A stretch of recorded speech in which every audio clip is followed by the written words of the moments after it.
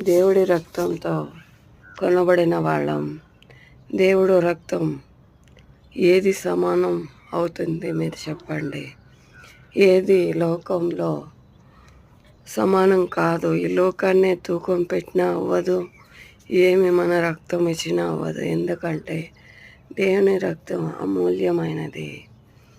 మనం ఈ రక్తంతో సమానం యాది కాదు. కాబట్టి సైతాను బానిసని ఇంకా మనల్ని దేవుని రక్తంతో కొనుక్కున్నాడు. సైతాను అధికారం ఇంకా మనల్ని ఈ రక్తంతోనే కొనుక్కున్నాడు. మనం యేసు రక్తం ఎంత వెల అయినదో మనము అంత వెల అయిన వాళ్ళం. మనం ఇది తెలియక ఈ లోకంలో జనాలను చూసి మనల్ని మనమే తక్కువ చేసుకుంటాం.